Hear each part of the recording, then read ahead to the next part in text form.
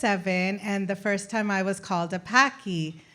And it wasn't a very nice feeling. And being 7, I was quite shy and a quiet kid, and I wouldn't really have spoken up. But at that point, I realized that I needed to speak up and tell these kids that this is not okay. I'm born here. My parents immigrated from India, not Pakistan, and calling somebody a Paki isn't okay. In retrospect, I don't know if that changed anything in their minds, but I'm glad that I chose to speak up about that, and hopefully it did change them going forward. And sorry, I have notes, so please excuse me for that. This trend of speaking up about my skin color and my culture kind of continued on in high school and university. In high school, I was a part of the Multicultural Club, and we brought awareness to the different cultures that were a part of GCVI. And in university, I was president of the Indian Students Association, so we brought awareness to all things Indian, our dancing, our clothing, our celebrations. And a lot of you might not actually know this. Some of my close friends might not know this either. I actually had a radio show in university. I played Punjabi Bhangra music, so I taught a lot of people about what our music was, and I probably had a lot of people dancing and up on their feet. I think voice is so important, and it's important to speak up. We'll always bring something to the table, and we don't have to wait until we're 100% ready. We can be 60% ready and bring our voice to the table, and you can change the world. You can bring awareness to your own personal issue, or you can help somebody else out by speaking up. As I mentioned, I'm the child of immigrant parents, and growing up, my parents both were trying to make a good life for us in a country that was totally new to them. And they were both working in factories, and they taught my brother and I resilience. And they also taught us that it's important to give back and maybe speak up for those that don't have a voice, those that maybe have a language barrier, or those that just won't speak up about an issue that's affecting them. As I mentioned, I grew up in the West End, and I'm still there raising my 2 children in the West End. Sorry. So last year, I decided to run for Ward 4 City Councillor. And it was a difficult decision to make because I have 2 young children, Jasmine, who's 10, and Angad, who's 7. And I also have a full schedule with my full-time job, and I sit on a lot of boards and committees. So it was a difficult decision to come to decide to run. But in listening to what my neighbors and people in my ward were saying, I decided that people want a voice. They want their voices heard at City Hall. They wanted the issues that affect them to be heard. So I chose to step up and be that voice for them. And I was totally out of my element at so many points. I mean, I hadn't done a debate since I was in grade 10 of high school, so that was definitely putting myself out of my element. I did my research for the debate, and I had 6 other candidates that I was running against, and I think I did okay against them. And I went up there, did the debate, and I ended up losing in the election. I placed 3rd. I lost by 201 votes. But it was a positive experience for me, and who knows, maybe next time if I choose to run again, the outcome will be more positive for me. I mentioned that the debate made me feel a lot out of my element, and I think sometimes being out of our element is what pushes us. And I think I've learned this best from my daughter. So when my daughter Jasmine was about 9-10 months old, she had a skin pigmentation mark on her cheek, right here. And in the manner of 2 weeks, it flared into the whole left side of her face, and her eyelashes were white, and her hair on the left side was growing in white. And my husband and I didn't know what this was, and we were very concerned. And it got diagnosed that it was the autoimmune disease called vitiligo, which is a skin pigmentation condition.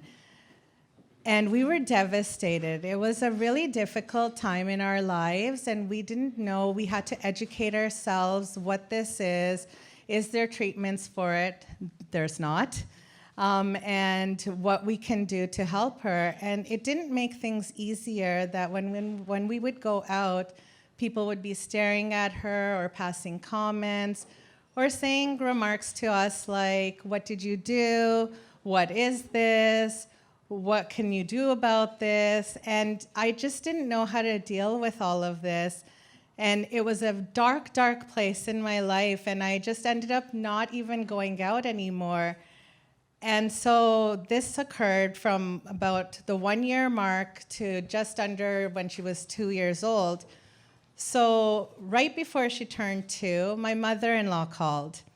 And my mother-in-law is from India, so it was a long-distance call. She doesn't live here, but she knew the emotions I'm going through. And she said to me, she's like, Indu, if crying solved anything, the whole world would be crying. So you need to get out there, stay strong, raise a confident young lady, and educate people, speak up about her condition. And honestly, my mother-in-law's words resonated with me so much that I went and got my first tattoo, Stay Strong. Well into my 30s, I got that first tattoo. So needless to say, now Jasmine is 10 years old. And I think at times we've raised her to be a little too strong and confident. So a couple of years ago, she auditioned for Shrek being put on by RCMPI. She didn't get a role, and she was a little heartbroken, and she said, Mom, I don't think I want to do this theater thing. So I said, okay, that's fine. I'm not pushing you into it anyways. Last year comes around, a couple of her friends were in Annie, and she heard about the Aladdin Junior production coming up, and she comes to me and she goes, Mom, with a name like Jasmine, don't you think I should be auditioning for this?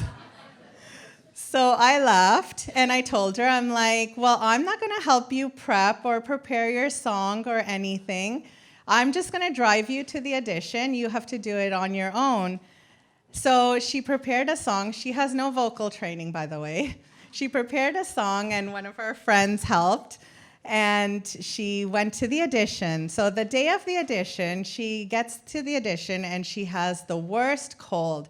She's sniffling, sneezing, coughing, everything. She walks into the audition room with like a handful of tissues, sneezing away, and the doors close behind her. So we're in the waiting room and we can hear her singing. So it's a part of your world from Little Mermaid. And it's amazing. People in the waiting room started singing along with her. We could hear her. Like, this is how endearing she really is. And it's amazing. And a week later, I got the email that she landed a part in the production.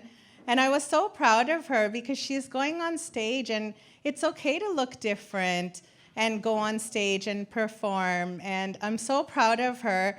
And from then to even now, she advocates for vitiligo and people that have vitiligo. She has role models like Winnie Harlow, who was one of America's Next Top Model finalists. And she educates people about what her condition is, that it's not contagious. It's just a part of who she is. So with my son, we had, instead of why me, we did try me. So at age 3, we were told, my son has a speech language delay. So we went through blocks of therapy with We Talk and Kids Ability. And he went through about 2 years of these therapies. And he was discharged at age 5, and he wants to speak up and bring awareness to these places that helped him. So every year he chooses to run in the Kids Ability Superhero Run, And he is an avid hockey fan, so there's no problems with his speech now. He can talk for hours about hockey. So I think that it goes to show how important it is to speak up about these issues because somebody else might be dealing with them as well. So we've got to just keep raising our voices, taking those compliments, and speaking up. So just stay strong and speak up. Thank you so much.